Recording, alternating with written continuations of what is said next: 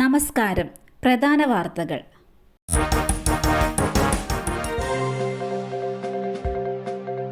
ഓസ്കാറിൽ മലയാളത്തിന് നിരാശ. അന്തിമ പട്ടികയിൽ നിന്ന് പുറത്തേക്ക്. 97-ാം ഓസ്കാർ പുരസ്കാരങ്ങൾക്കുള്ള അന്തിമ നോമിനേഷൻ പട്ടികയായി. മലയാളത്തിന് നിരാശ. ആടുജീവിതം അന്തിമ പട്ടികയിൽ നിന്ന് പുറത്ത്. ലൈവ് ആക്ഷൻ ഷോർട്ട് ഫിലിം വിഭാഗത്തിൽ ഇന്ത്യൻ സാന്നിധ്യമായി അനുജ. മികച്ച ചിത്രത്തിനുള്ള വിഭാഗത്തിൽ നിന്ന് ആടുജീവിതം പുറത്ത്.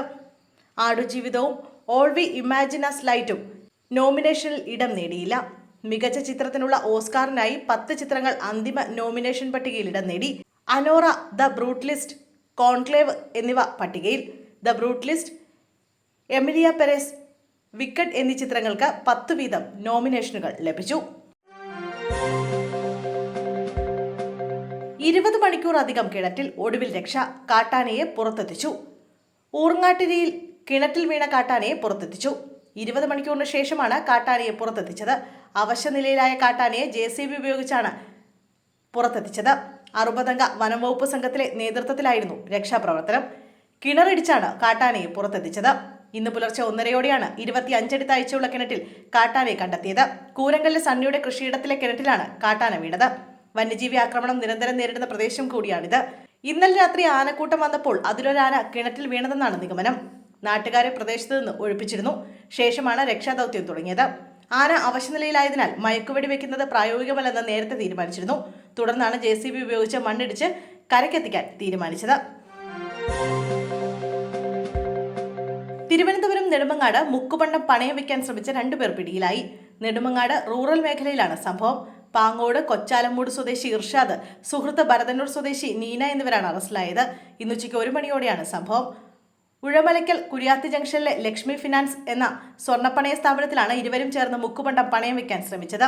ഇരുവരും നൽകിയ വള പണയം വെച്ച് 40,000 രൂപ നൽകണമെന്ന് ആവശ്യപ്പെട്ടു. വള കടയുടമ ഉരച്ചു നോക്കിയപ്പോൾ സംശയം തോന്നി. യഥാർത്ഥ സ്വർണ്ണമാണോ എന്ന കാര്യത്തിൽ സംശയം തോന്നിയ ഉടമ ആധാർ രേഖ ആവശ്യപ്പെട്ടു.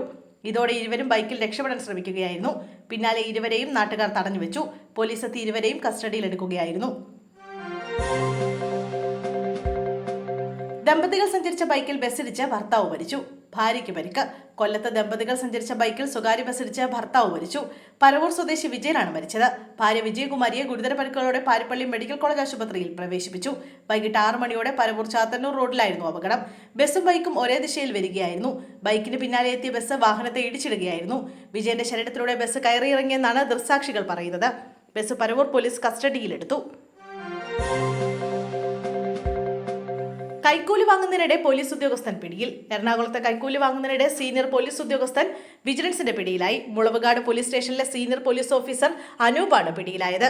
കോൺട്രാക്ടറോട് നേരിട്ട് പണം ആവശ്യപ്പെട്ടതുമായി ബന്ധപ്പെട്ട് കാക്കനാട് വെച്ച് വിജിലൻസിന്റെ പ്രത്യേക സംഘം ഉദ്യോഗസ്ഥനെ പിടികൂടുകയായിരുന്നു. അനധികൃതമായി മണ്ണ് കടത്തിയതിനെ തുടർന്ന് കോൺട്രാക്ടറെ കസ്റ്റഡിയിലെടുത്തിരുന്നു. പണം നൽകിയാണ് ഇയാൾ കേസിൽ നിന്നും വിടുതൽ നേടിയത്. പിന്നീട് പോലീസ് ഉദ്യോഗസ്ഥൻ കോൺട്രാക്ടറുമായി നിരന്തരം ബന്ധപ്പെടുകയും പണം നൽകിയാൽ കേസുകളിൽ വിട്ടുവീഴ്ച ചെയ്യാമെന്ന് തെറ്റിദ്ധരിപ്പിച്ച് ഇയാളിൽ നിന്ന് പലതവണ പണം വാങ്ങുകയും ചെയ്തു.